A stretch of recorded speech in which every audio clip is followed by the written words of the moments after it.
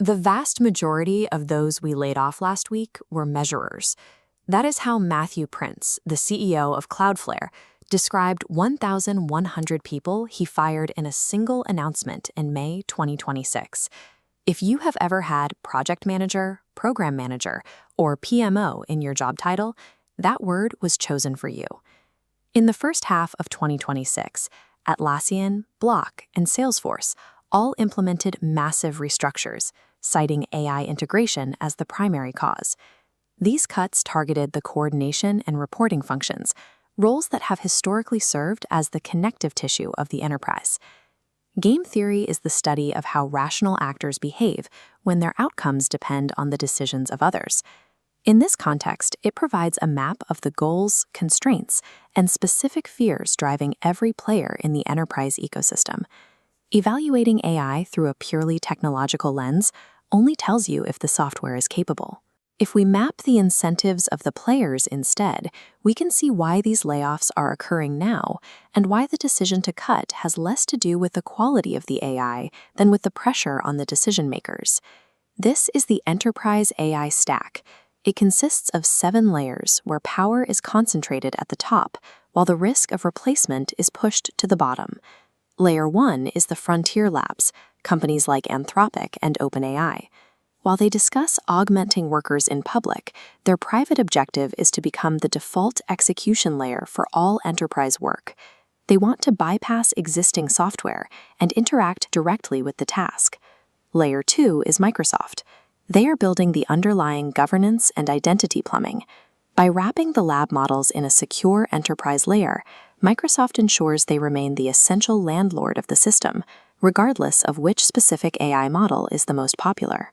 Layer 3 contains the project management software incumbents, like Atlassian and Asana. Their primary fear is becoming a dumb pipe, a background service that an agent calls without a human ever opening their screen. Their move is to lock their workflow data into proprietary silos before the labs can read it. Layer 4 consists of the AI native insurgents. These are smaller, cheaper companies trying to capture specific market niches before the incumbents can pivot or the labs can build vertical solutions. Layer 5 holds the enterprise buyers, the CIOs and boards. They are under pressure from shareholders to show immediate margin improvements. For them, AI is the justification for cutting the headcount they overhired in previous years. Layer 6 is the human project manager. They are the explicit target of this automation. Their goal is to prove their judgment is irreplaceable, so they can avoid being categorized as measurers during the next round of cuts. Layer 7 is the standards layer, PMI and Gartner. They provide the narrative and certifications that the other layers use to justify their decisions.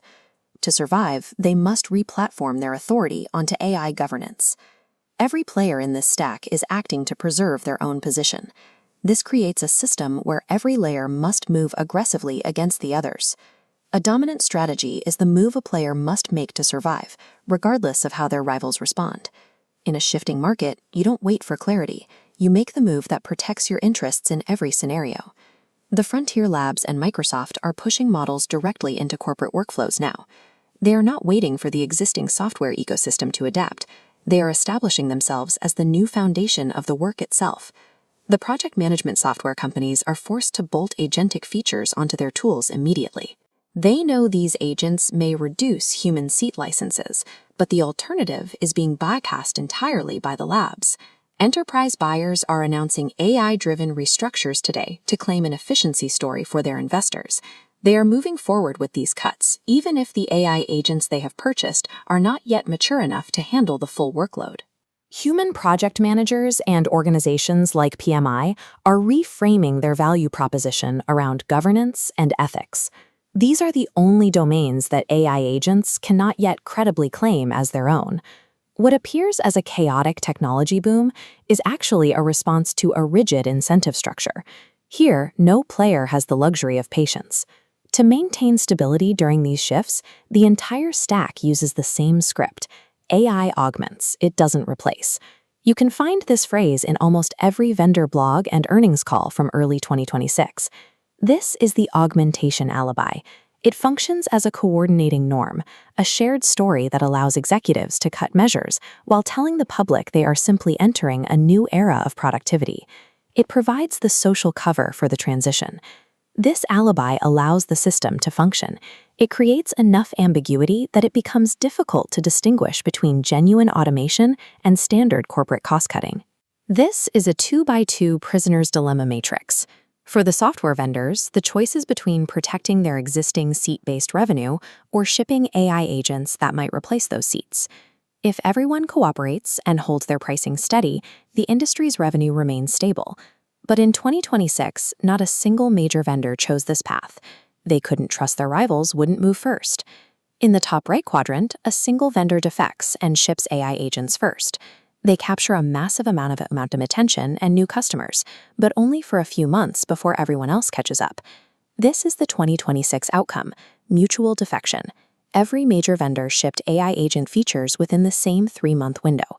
It is the only rational move for each individual company, even though it forces the entire industry into a lower revenue stable state. The software incumbents are in a trap.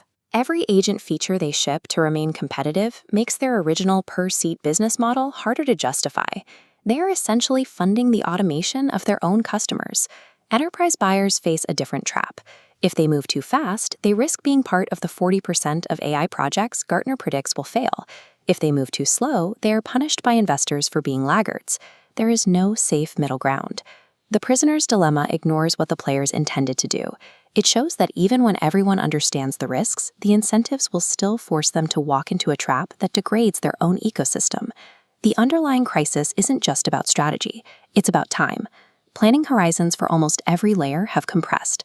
While top labs have runway to play a multi-year game, software companies and buyers are operating in quarterly cycles. Their roadmaps shrank from years to months. This compression leads to a predictable fallout. Gartner projects that by the end of 2027, more than 40% of agentic AI projects will be canceled as the initial excitement meets the reality of escalating costs and poor returns. This correction will not stop the transition. It will simply consolidate it. It will remove the vendors who only offered superficial AI features and force the survivors to finally move away from seat-based pricing. We return to the human project manager. Their job security is now the shortest clock on the board, often lasting only as long as the current fiscal year's budget. This is the bifurcation of the profession. The roles focused on status reporting, the measurers, are being phased out under the guise of restructuring. The path to survival lies in the transition to AI governance and orchestration. The augmentation alibi was designed to protect the system's transition, not the individual's career. In a stock where every player is moving to protect themselves, the individual is left with one choice: become the person who governs the agent or be the one the agent was sent to replace.